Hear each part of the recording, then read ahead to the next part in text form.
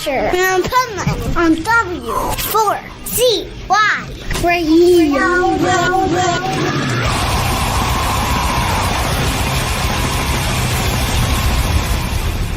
Wake up, America! It's time for the Adventures of Pipeman on W4CY.com, West Palm Beach's #1 internet radio station. Here's your host, the Pipeman. This is only a test.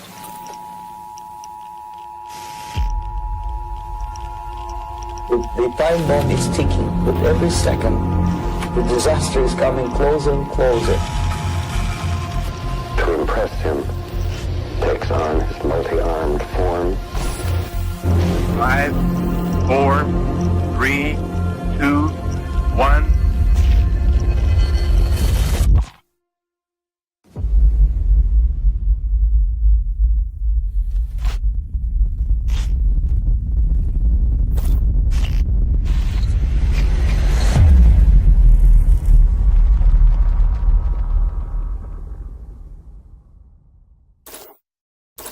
This is the Pipeman here on the Adventures of Pipeman W4CY Radio, and I'm so excited about this next interview because it's one of my favorite bands, and I was so shocked when I heard the new music, and now we have to talk about it. So welcome to the show, Gene Hoglan from Dark Angel. How are you? Greetings, Pipeman. I'm doing great. I hope you are. I hope everybody out there is doing awesome. Absolutely. And I got to tell you that, like a lot of times when bands haven't had new music in a long time and they're like your old school bands you used to see when you were a teenager, sometimes you're like, oh, I hope this is good. Right. Of course. And then the minute I heard, like, I didn't even have to hear 10 seconds of it. I was like, holy shit, this is definitely Dark Angel. Excellent. Well, thank you very much, Pipeman. That is definitely the approach we wanted, and one little extra element of that being, Dark Angel, is the fact that our first single, the title track from the record, Extinction Level Event, that was penned by the dearly departed Jim Durkin, the founder of Dark Angel. So that is as Dark Angel, as 100% pure Dark Angel as it comes, at least musically. So we're very fortunate in that regard. And it just worked out really, really, really cool that we lost Jim, but he left us with this song, and it is prime Dark Angel sounding to me anyway. And so, it's just pretty awesome that this gets to be our kind of title track, our lead track, our lead off kind of track. So that's pretty good. And it's going to lead to, another pile of kick-ass metal songs, I think. So definitely, we're really excited about the future. Darn tootin'. I love it. And, now you brought it up, the song, he penned it like 10 years ago, right? And how is it so appropriate today in 2025? Like, it's actually written for 2025. Well, at least musically, yes. It's like, I remember he had a different title for, and it was an instrumental track when he handed it over to me, but it was just like, this is so crushing. This is so exciting, and it got me so excited for like the writing process. And I've mentioned this in other interviews, but so I just blurted out immediately at the next interview I did, we're working on new material, we're gonna get a new album out really soon. And and I hear that it's been like, people are like, release it already, get it out there, you've been promising it for 10 years, shut up and put up kind of thing. Understandable, totally.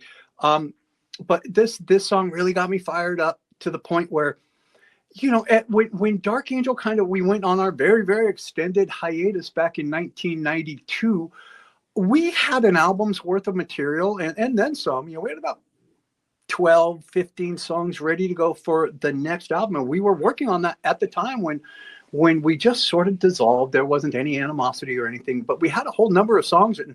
And I still have a demo of those songs. And I remember playing it for Jim at one point, and he was like, oh my God, that's so crushing. This is our next album. We got our next album written. It's done. And that was about the same time that he had laid what became Extinction Level Event on me.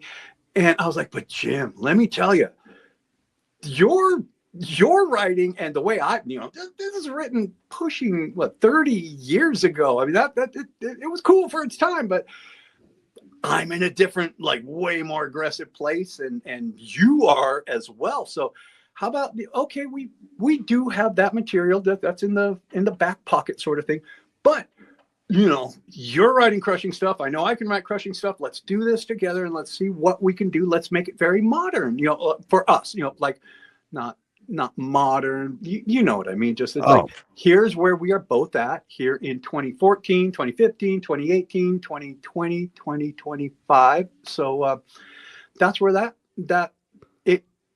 it kicked off quite an exciting period and very fruitful period.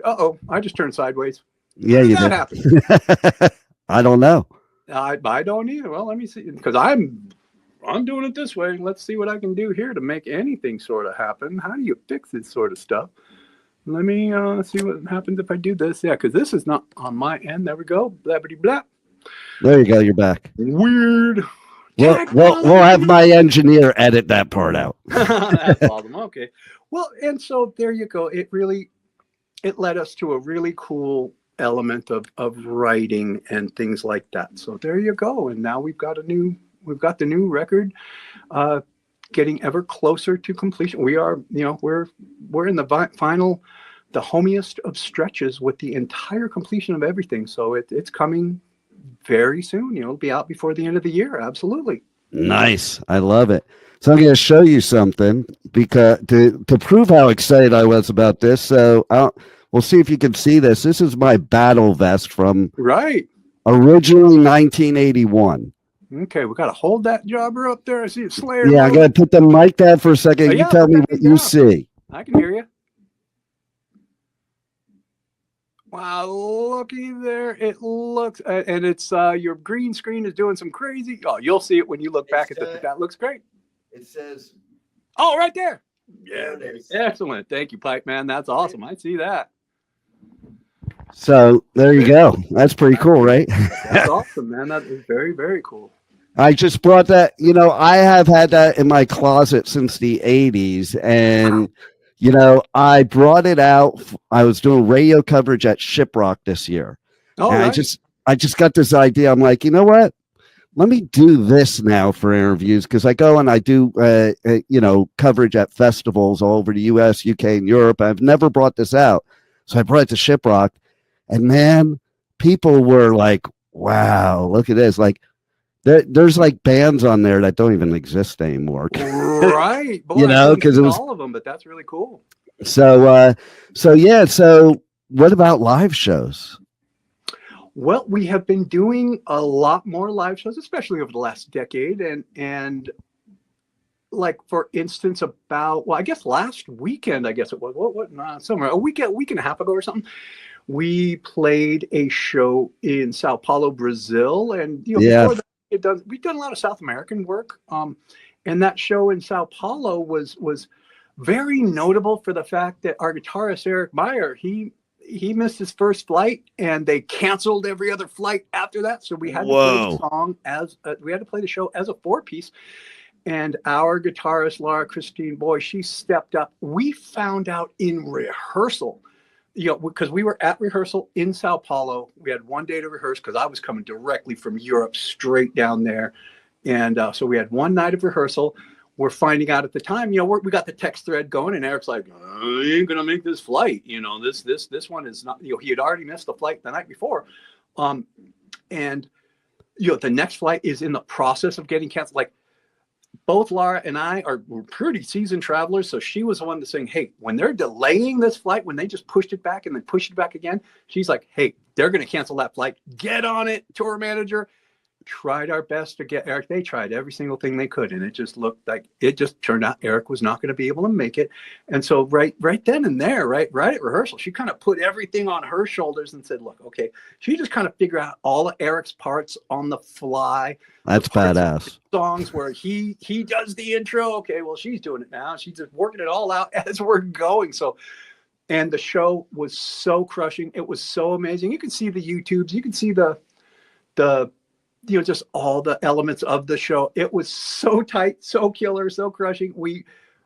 it was never going to be a disaster. It could have been a little thin, missing two guitars. Our sound man, AK, one of the best in the business, if not the best metal sound man in the business. He made a sound crushing. Laura did great. Ron did great. Gons did great. I did whatever it is I do. And the show came out fantastic. Such a great challenge to, okay, we got to be a 4-piece. We've done that before 30 something years ago, but we'll try it again and we'll see how it works. And we got a different element of that 4th piece. So it all worked out great. That was incredible. That was really exciting show. Check it out on YouTube. It turned out really good. That was Bangers Open Air, right?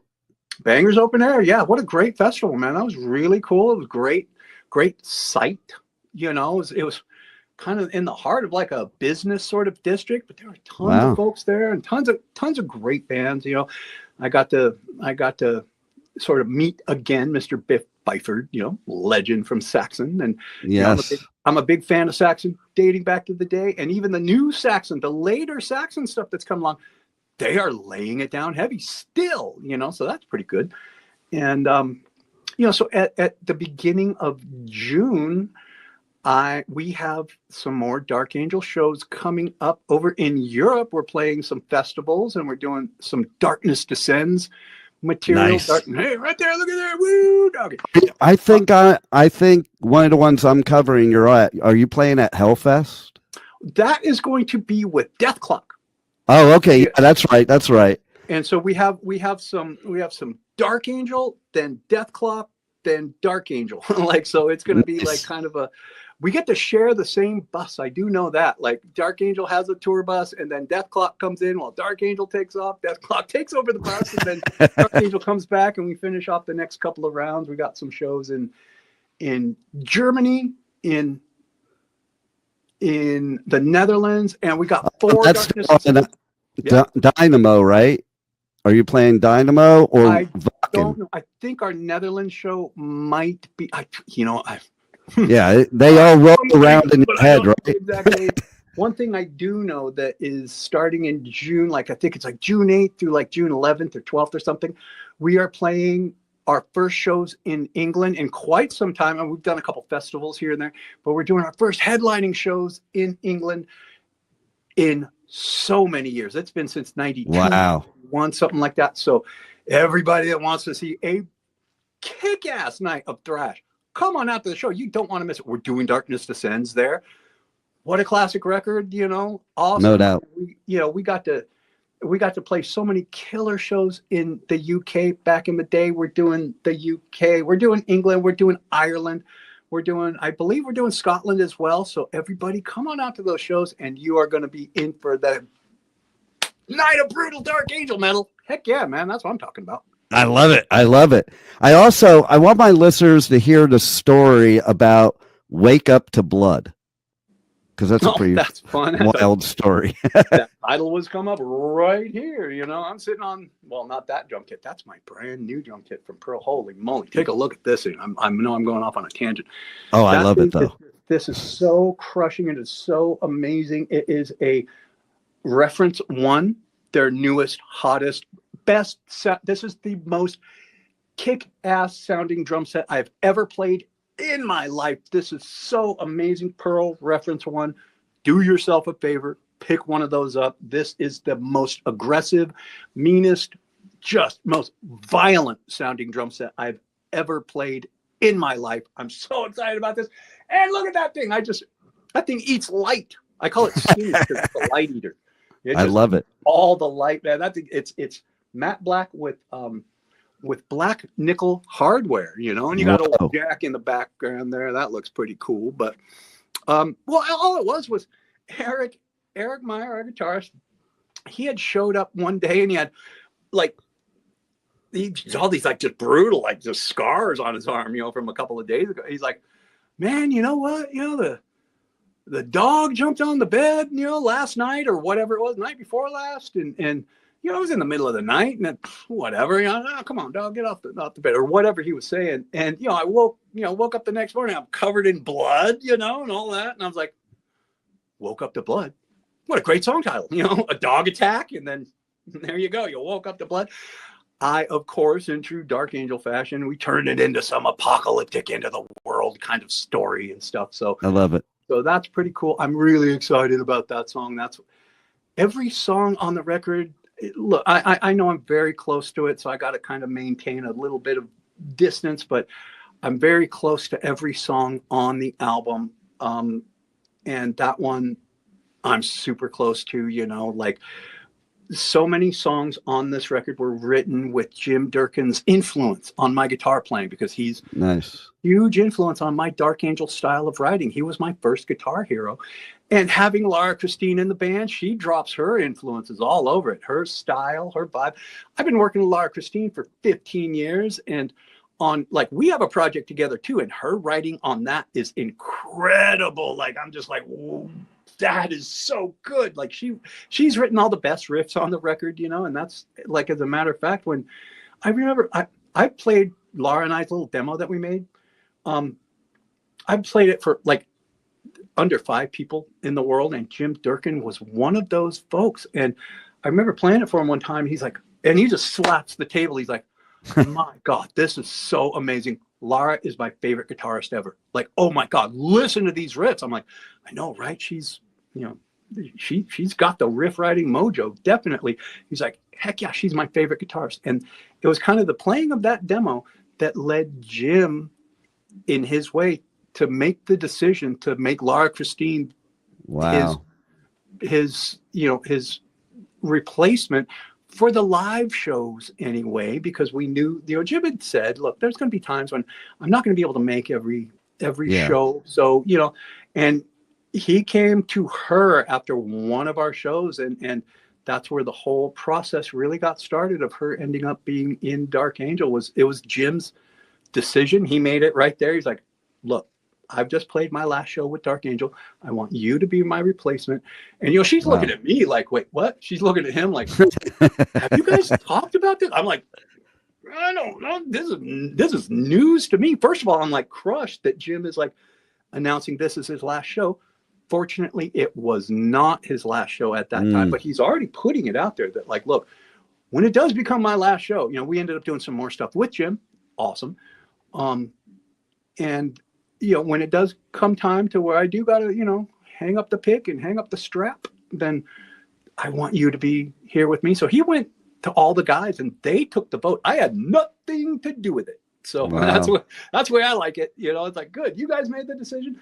We have a crushing killer guitarist who writes great riffs. So she's dropping in her style all over the record, let alone the riffs that she ended up writing for it, where I'm not going to abide. And she's like, hey, try this. It's like, yes. So that's pretty cool. The little baby introduction to the writing partnership that is, Christine and Hoglan kind of thing. And we've always had writing partnerships in Dark Angel. It's always been, Jim Durkin and myself, and Brett Erickson and myself, and later Chris McCarthy and myself. And so moving forward, Laura Christine and myself. So that's for the future. But right here, right now, Extinction level event is coming, and it's got a whole lot of really, really killer moments on it for me. I think it's killer. I think I'm a pretty good, this is just my opinion of myself, I think I'm a pretty good judge of what is kick-ass metal and what is average and what is not so good. And if you look at my track record of albums that I've been on and bands that I've worked with, not a lot. I cannot think of any duds in any of my catalog. So I've been a part of some really kick-ass metal, from Dark Angel to Death to Strapping Young Lad to Testament to, it just goes on and on and on. No, which blew my mind that you didn't you do backing vocals for Evil Has No Boundaries? I did, as a matter of fact, absolutely. And and as a matter of fact, that was my idea. Wow. Yeah, because we were in the studio. I was friends with Slayer and sort of working for them at the time. I was just doing lights for them. It was, they were a local band recording an album and that sort of stuff. So, and we were just pals. I was a big Slayer fan, and this was at the time when they had about a solid following of about 30 people in Los Angeles. I'm one of them. I was at the first show ever, and then and everyone after that.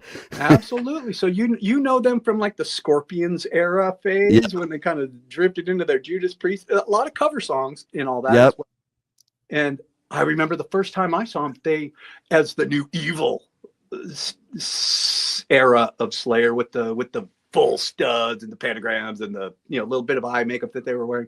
I remember they did a cover of Highway Star by Deep Purple, and I was shocked. I remember I was 14, 15 at the time, but I knew the leads in that song really well. Everybody knew, album Machine Head. Everybody knew Highway Star, and Jeff and Carrie pulled off those leads to a T. Carrie did somebody did the keyboard solo, and somebody else did the Richie Blackmore solo, and to my ears they were spot on perfect. Maybe they weren't, but to me I was like, these guys are the new there's KK Downing, there's Glenn Tipton, these guys are the new right. It was the same kind of thing too, that the battling of the axes between them. Absolutely. So they were tracking their first record, and it came time to it was time for them to do the backing vocals for Evil Has No Boundaries. And live at the time, there was a mic set up in front of Jeff, a mic set up in front of Carrie, and they would get up there, and it would be like, Evil, my words defy, Evil. It just wasn't like really like menacing. So I was just like, hey guys, you ever thought about, there was Carrie and Tom sitting on the couch over at Track Record Studio, and there's Bill Matoyer in the background doing his thing, and it's time to do the vocals. I was like, hey, have you guys ever thought about maybe getting a big gang of dudes in there and getting a bunch of dudes going evil? And they were like, they looked at each other. They're like, great idea. No time like the present. Everybody, get in the vocal booth. And Johnny Araya was one of the guys. There was Jeff Hanneman. There was myself, Johnny, and my buddy Joel Pasilis, and a number of, a few other guys. And Johnny was remarking to me a couple of years back. He was like, remember, they only had one set of headphones. They didn't have like 8 sets of headphones for everybody. So I had to sit there with the headphones in my, we opened up the ears, and we could just barely hear like the AM radio and all that. And so I was like, I forgot about that. That's really fun. But I do remember leaving the booth, and I've said this many times. I was like, I just turned, I just said, I sang Devo. And there's Hanneman standing right next to me. He's like, I sang Weebles. And I swear to God, if you get the headphones on, you listen, you concentrate really, you could hear a guy going Devo. You can hear another guy going Weebles on it. So there you go. It's a silly story, but that's pretty fun. But I love it. That's fucking like, that is OG metal right there. Right. Exactly. And Dark Angel is too, and I love this new music, and it is as brutal as ever. Tell everybody how they can get the new music, how they can connect to you guys on the web, socials, everything. Well, we do have all the social media that you can think of. We've got all the Facebooks and Instagrams and Twitters and all that. And I admit I'm not the most social media savvy person, but any sort of Dark Angel information you might want to hear or see or know of, the YouTube channels, all that sort of stuff, we have all of that. If you either go to my, Gene Hoglan, whatever is out there, or else reveredrecords.com, their Instagram there, that's our label and management. Just check those out. Like you can keep yourselves up to date on all things Dark Angel through those medias there. And we do have, before this June run for Dark Angel, we're hoping to have the second single out, and nice. That's gonna be a crusher. It's like if you dug the first stuff, you're gonna be like, yeah, now I'm so locked in. Like that's the way I feel about this record. I think it is. There are so many strong tracks on it, just strong. So you could jumble them up in any way you want, and it's all going to be a kick-ass record. My opinion only. If other people agree with me, great. If you don't, hey man, you're going to make yourselves heard somehow. Not by me, but you'll make you'll make your voices heard. So there you go. So it's a very exciting time for Dark Angel. We're having a blast. We're excited for the new record. We know that 2025 and 2026 and all coming together is going to be a pretty hearty, busy year for us all. So, we'd love for everybody else to be a part of it, man. If you dig the record, come out to the shows. Pick up the merch, whatever you want to do, support the band. We sure do appreciate all your support all the time. Thank you guys very much. And if you come out for a night, you are going to get an intense pummeling, a night of intense, like relentless thrash metal. Like, I love it. We are very, very relentless live. And if you're not sweating or breathless or about to die at the end of the show, you haven't done your job at the show. That's all that is. That's for sure. My most memorable show of any show ever, I've been to thousands, was at the Sun Valley Sportsman's Lodge. You remember that show? that was with Slayer. It was 1985. Possessed, Suicidal, Savage Grace, That was and Descendants. First crossover show ever where you had punks and metalheads in the same room. Right. I was thinking Pico Rivera. Yeah, Sun Valley was Savage Grace, Dark Angel, Possessed, their first show in LA, I believe, and Corrosion of Conformity. Yeah, pre-Pepper. January 25th, 1985. Don't ask me how I know these. That was pretty fucking good, because that is right on the money, and I wouldn't have remembered that. So that's pretty freaking good. And it was, oh my God, that's my most memorable show that I've ever been to ever. It was insane. Killer. In the best way. What a great show that was, getting to, I had already kind of met the Possessed guys, but getting to know them, like them coming down. We played the very next day, Possessed and Dark Angel. We also played at Radio City in Orange County with Slayer. Yeah, that's true. That was the sweatiest show I'd ever been to, man. Damn near passed out. I remember I used to play in blue jeans, which is okay, whatever. And that was my third show ever. I had done, that was, no, let me see. There was New Year's Eve. That show there was my third show I had ever played in my life. The next night with Slayer was my fourth show. And I was a dum-dum playing in blue jeans. And I had yet to play a show that was so packed and so sweaty that blue jeans are not a smart move, buddy. But I remember having to take my jeans off in the middle of the show and all that sort of stuff. Oh, man, it was crazy. But yeah, I remember that Sun Valley show very well, man. I met my bro, Reed Mullen from Corrosion of Conformity, and all that. And we all stayed friends for, pushing 40 years now, I know, right? Can't believe it. Oh, absolutely. So well, you rock. Dark Angel is badass. And thanks for bringing us great music once again. And thanks for being on the Adventures of Pipeman. Thank you, Pipeman. I sure do appreciate your assistance here. Nice chatting with you. And hope to see you at the show. Hope to see you on the road at some point, and come up to Hellfest. We'll be there. Hey, everybody. This is Gene Hoglan from Dark Angel, and you are listening to Pipeman on W4CY Radio. Crank it up.